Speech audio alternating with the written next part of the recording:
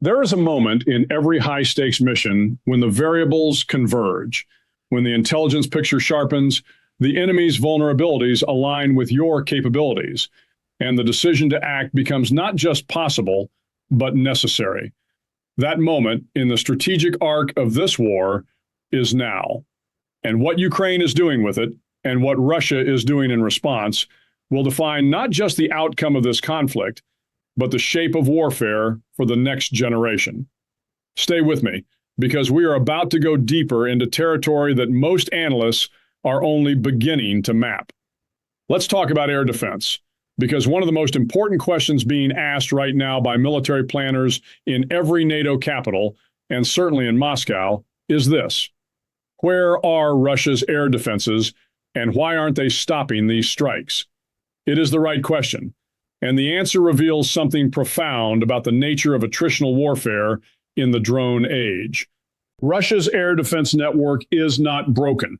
It is being bled. There is a critical difference, and understanding it is the difference between seeing this conflict clearly and missing its most important strategic dynamic entirely. Every time Ukraine launches a wave of drones, and this week alone, Russia claimed to have intercepted around 900 of them, Russia's air defense systems must activate.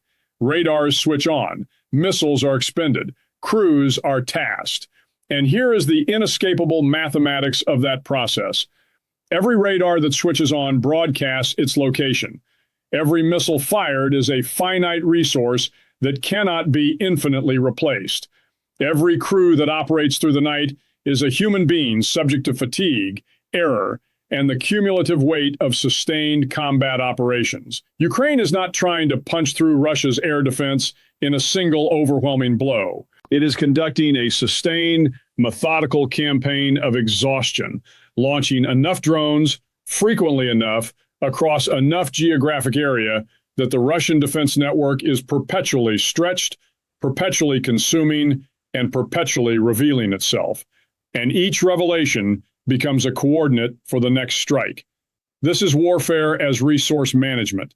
It is warfare as a long equation in which Ukraine is slowly, deliberately making the variables work in its favor.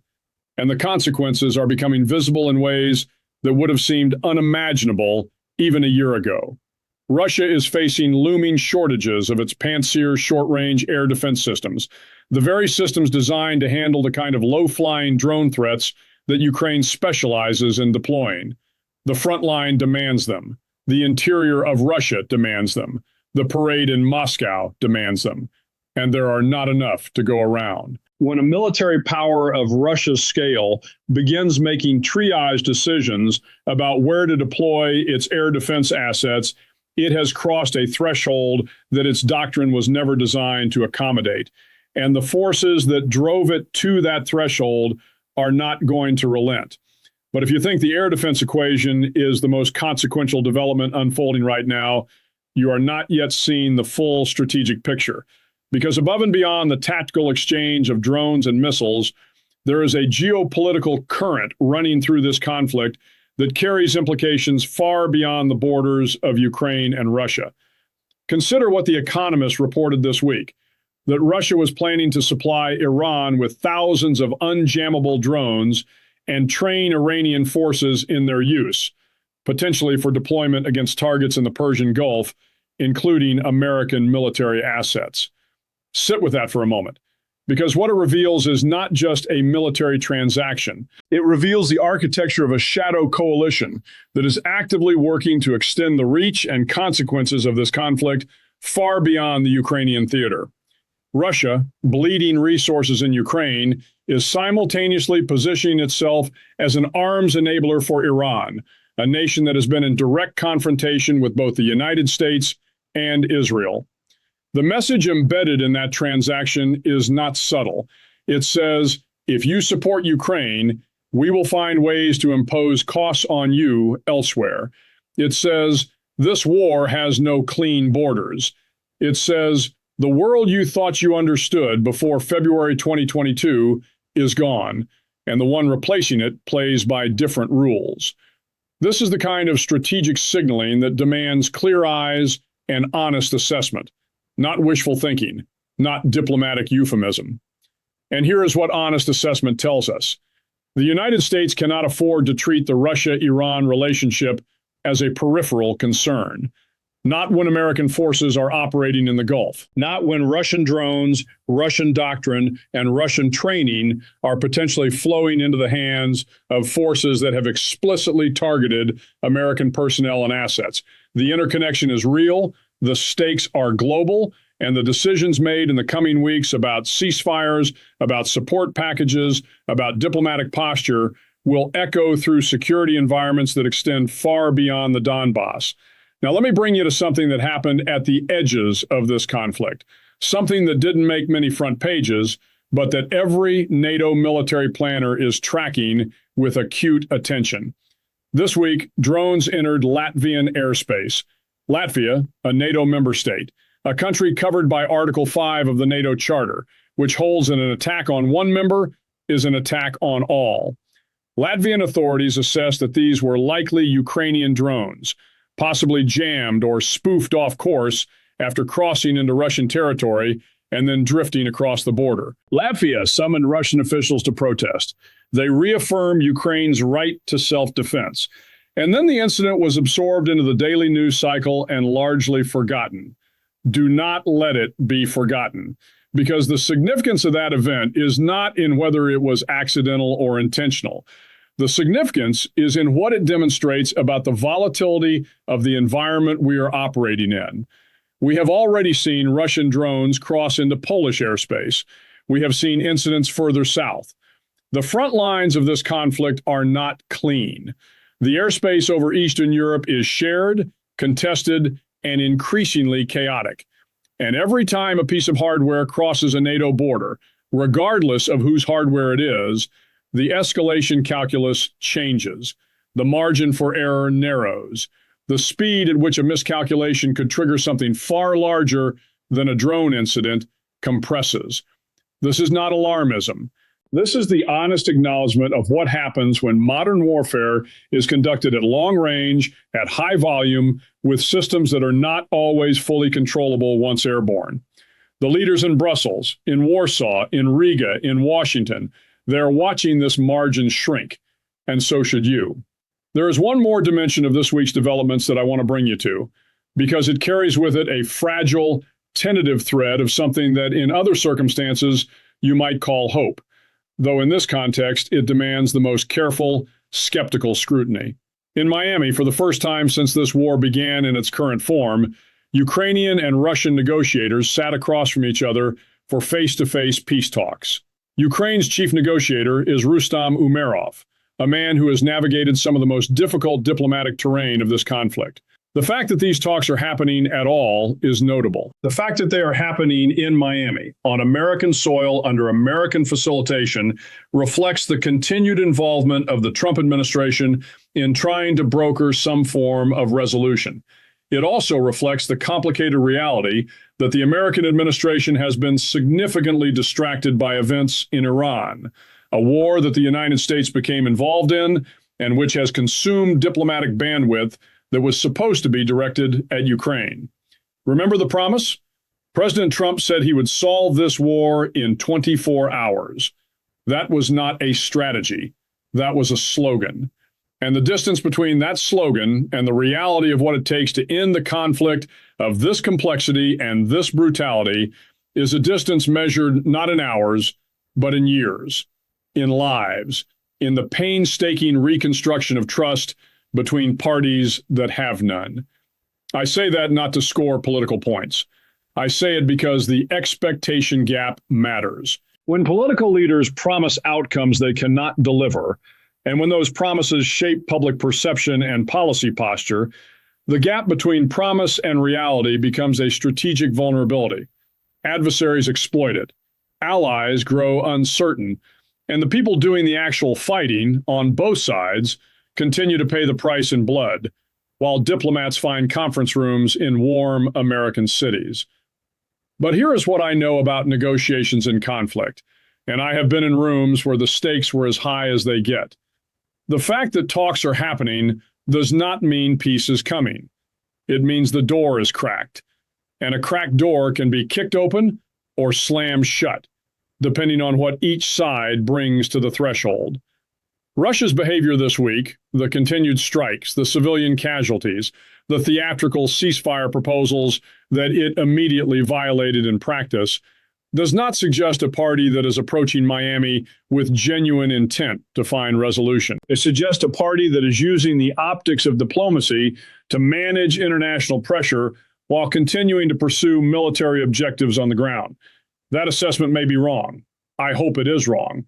But hope without evidence is not strategy.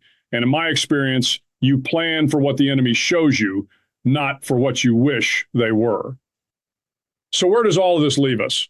Let me give you the assessment as clearly and directly as I can, because that is what this moment demands. Ukraine has demonstrated this week a level of strategic reach and operational creativity that would have been considered extraordinary, even by the standards of major military powers. It is striking targets 1,500 kilometers inside Russian territory. It is developing and deploying weapons that route around air defenses autonomously. It is turning Russia's geographic vastness from an asset into a liability. It is conducting a sustained attritional campaign against Russian air defense infrastructure that is producing measurable, compounding effects. And it is doing all of this while simultaneously managing diplomatic engagement, maintaining civilian governance, and sustaining the morale of a nation that has been at war in one form or another for over a decade. That is not just military competence. That is national will expressed at the highest possible level of organizational and strategic function. Whatever your politics, whatever your view of this conflict, that fact deserves to be named clearly. Russia, meanwhile, is demonstrating the behavior of a power that is not winning in the ways its narrative requires it to win. It is holding parades without tanks. It is banning independent journalists from its most important ceremonial event. It is requesting ceasefire protection for a parade and then violating a proposed ceasefire with lethal strikes on civilians. It is deploying its highest stakes diplomatic messaging, warnings to foreign embassies to pull staff from Kyiv as a precursor to announced retaliation. And it is navigating a resource environment in which the equipment it needs to defend its own territory, supply its front lines, and maintain its air defense network is being consumed faster than it can confidently be replaced. None of that is the profile of a military campaign trending toward decisive victory. But, and this is critical, because incomplete analysis is as dangerous as no analysis, Russia is also not losing in the way that would compel it toward genuine negotiation. It still holds significant territory in eastern and southern Ukraine. It still has the ability to launch devastating mass casualty strikes against Ukrainian cities. It still has nuclear capability and a leadership that has shown no reluctance to invoke that capability rhetorically. And it still has the strategic patience or the strategic stubbornness, depending on your perspective, to absorb punishment and continue prosecuting a war of attrition that it calculates it can outlast, particularly if Western support for Ukraine wavers, fractures, or is redirected by competing crises. This is the uncomfortable truth that sits at the center of this conflict. Neither side is positioned to deliver a knockout blow in the near term, and neither side is suffering enough to accept the terms the other would require to stop. That is the definition of a grinding war. And grinding wars are not decided by a single spectacular strike on a refinery in the Urals or a drone over Grozny. They are decided by the accumulation of decisions, resources, resolve, and international support over months and years. The battlefield geometry can shift in Ukraine's favor, and this week's strikes suggest it is shifting. But shifting geometry does not automatically translate into strategic resolution. What does all this mean for the next chapter? Let me tell you what I am watching, because these are the indicators that matter. The Victory Day parade in Moscow will tell us something important, not about Russian military strength, but about Russian psychological confidence. If it proceeds without incident, Putin will use it as proof of resilience. If it is disrupted by a Ukrainian strike, by a protest, by anything that breaks the choreography of power, the symbolic damage to his narrative of control and inevitability will be significant. Not decisive, but significant. And in a war where narrative is itself a weapon, symbolic damage compounds. The Gripen fighter jet deal between Sweden and Ukraine, if finalized at the scale being discussed, between 100 and 150 advanced aircraft, represents a different kind of inflection point. No single weapon system changes a war overnight. Anyone who tells you otherwise is selling something. But the Gripen is not just another fighter jet. It is a platform specifically designed to operate from dispersed, non-standard airfields, from roads, from improvised strips, from locations that Russian targeting systems cannot easily predict or preemptively destroy. That design philosophy directly addresses one of Ukraine's most acute vulnerabilities, the exposure of its air assets on the ground. A larger, more dispersed, more survivable Ukrainian air fleet does not win the war.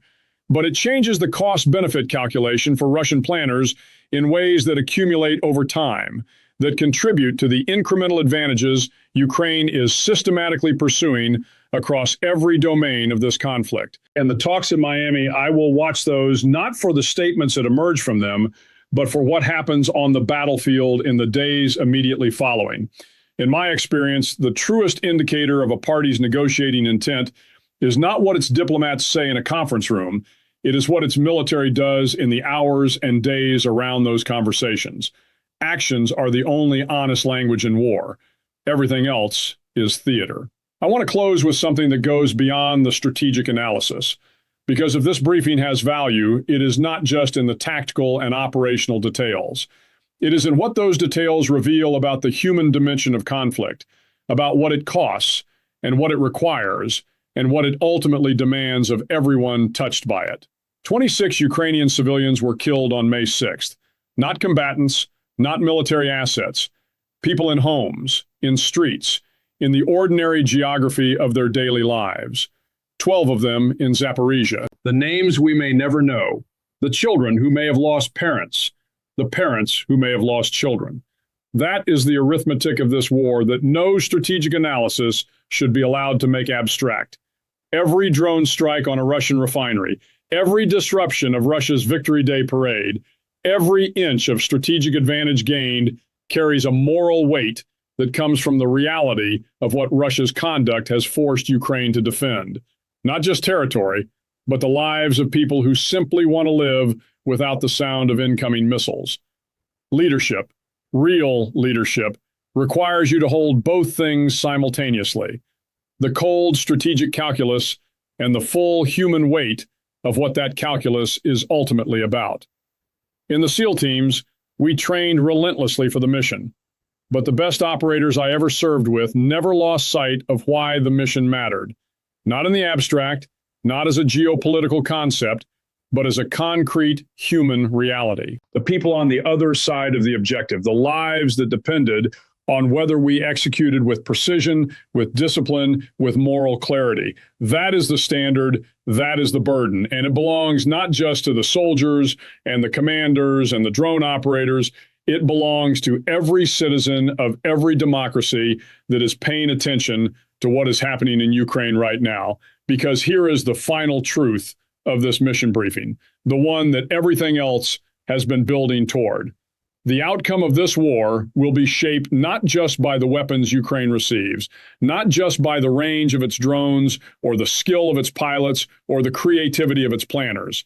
It will be shaped by whether the world, and specifically whether the democracies of the world, maintain the will to stand behind a nation that is fighting not just for its own survival, but for a principle.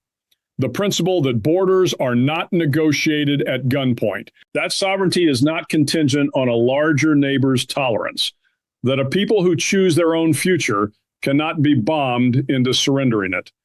That principle is being tested every day in the skies over Zaporizhia, over Dnipro, over Grozny, over the Ural Mountains. It is being tested in conference rooms in Miami and in the deliberations of military planners in Stockholm and Brussels and Washington.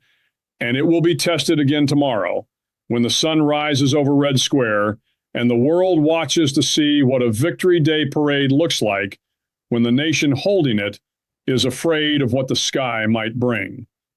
The mission is not over. It is not even close to over. But the direction of this war, if you look honestly at what happened this week, at the reach of Ukraine's strikes, at the nervousness in Moscow, at the 1,500 kilometers between a Ukrainian launch point and a burning refinery in the Urals, the direction is being written by people who refuse to accept the boundaries that were given to them. That is not just a military lesson, that is a human one, and it is one worth carrying with you long after this briefing ends. Stay vigilant, stay clear-eyed, and never, never let someone else define the limits of what you are willing to fight for.